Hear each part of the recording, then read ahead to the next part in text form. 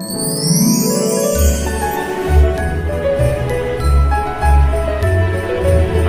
atau siapapun nama lu lah, gue nggak peduli. Kalau lu mau terkenal, mau jadi seleb YouTube, itu banyak konten lain kok, gitu loh. Nggak usah lu bikin konten-konten aneh, gitu loh. Dan kalau lu mau tahu, ajaran Kristen itu nggak ngajarin lu begitu, gitu loh. Lu jangan bermain di ranah lu Kristen atau lu minority segala macam. Aduh, gua kasih tau ke lu ya bro, lu jangan bego jadi alat siapapun juga, gitu loh. Kondisi bangsa saat ini bukan soal Islam, soal apa. Ini kondisi bangsa ini hancur begini, salah urus. Paham gak lu? Nggak ada itu isu-isu khilafah segala macam. Sekarang lu pikir pakai otak lu. Kalau Indonesia dari awal mau jadi negara Islam, itu Indonesia mayoritas Islam, gitu loh. Justru dari awal itu semua sudah sepakat jadi satu negara kesatuan, gitu loh. Jadi buat gua, kalau lu bilang lu apa sih naikin isu Habib Rizik Syihab mau jadi Indonesia negara Islam, lu udah baca belum? Lu udah dengar belum pidato dia? Jaga kesatuan. Gini loh bro, lu bisa segede gitu ya, dari kecil sampai lu segede gaban begitu, lu harusnya udah terbiasa dengerin orang sholat assalamualaikum, karena lu hidup di mayoritas negara Islam, gitu loh. Buat gue malah aneh tiba-tiba lu nongol di apa sih di medsos ngebakar foto HRS. Apa urusannya? HRS itu bukan pejabat, gitu loh. Harusnya kalau lu mau komplain, lu komplain. Siapa yang salah urus negara ini sampai kayak begini? Goblok kok dipiara sih lu? Gini Gus, kalau lu punya waktu, gua ada SMS lu. Lu jawab aja SMS gua, kapan lu ngopi sama gua? Gua ajarin lu arti apa hidup kayak seperti apa gitu. Mulut itu dijaga. Mau caper itu nggak begitu. Yang bikin Indonesia miskin itu koruptor, bukan habaib, bukan ulama. Yang bikin Indonesia pecah belah ini para cukong, bukan ulama, bukan habaib. Yang bikin Indonesia berantakan begini para bandar narkoba, bukan ulama, bukan habaib.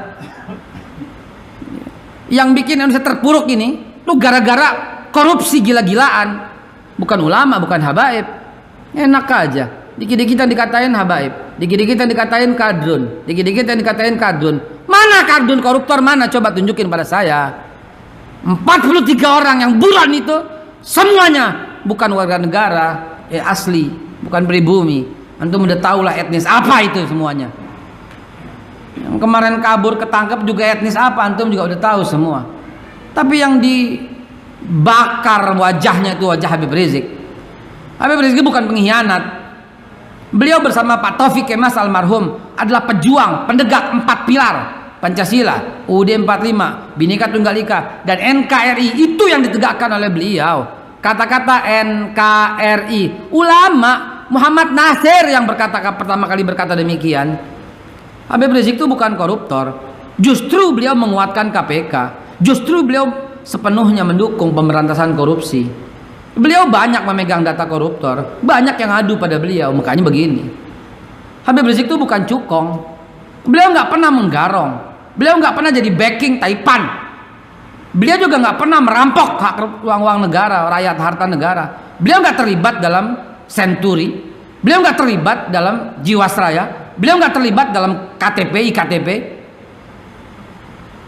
Para Taipan yang terlibat. Tapi kenapa yang dibakar beliau coba? Beliau bukan bandar narkoba.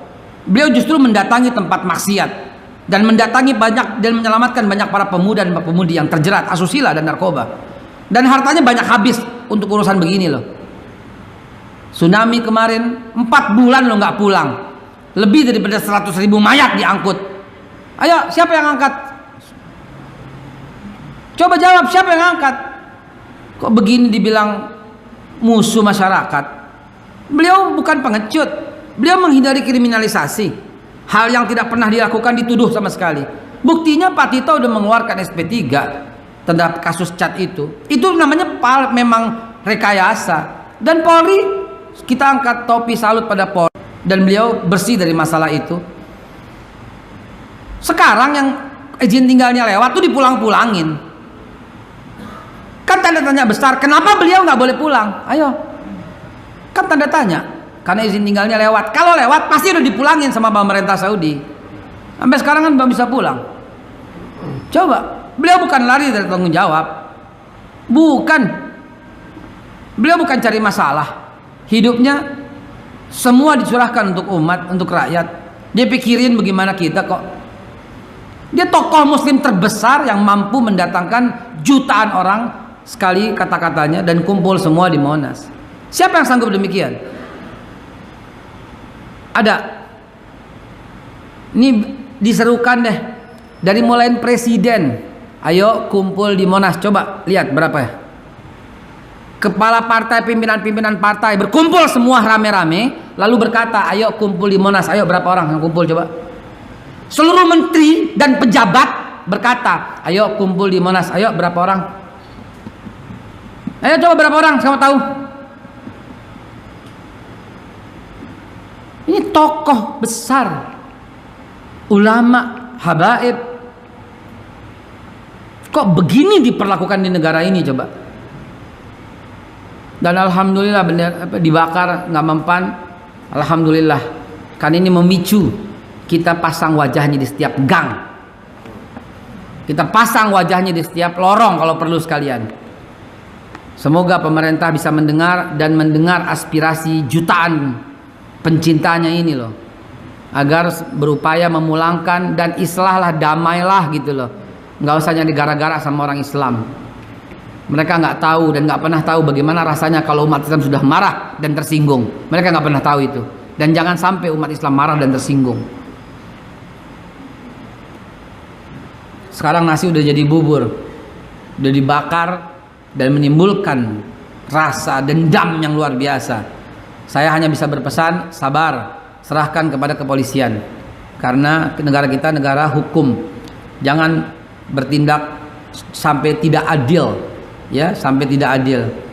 Artinya tidak adil, kita bertindak lebih daripada proporsionalnya lah begitu. Ya, ingat Allah berfirman apa dalam surat Al-Baqarah ayat 190 coba. Wa qatilu fi sabilillahil ladzina yuqatilunakum. Tapi ingat, wala ta'tadu. Innallaha la yuhibbul mu'tadin. Ya, perangi di jalan Allah orang yang memerangi kamu. Jadi nggak salah kalau kita membalas, tapi jangan melampaui batas, karena Allah tidak suka orang yang melampaui batas. Dan dalam surat Fatir ayat yang ke-43, rencana jahat apapun itu nggak akan menimpa, saudara. Wallahi wabillah, dia punya rencana jahat nggak akan menimpa kecuali dirinya sendiri. Surat Al-Fatir 35 ayat yang ke-43, nggak bakal menimpa kita, nggak bakal. Semua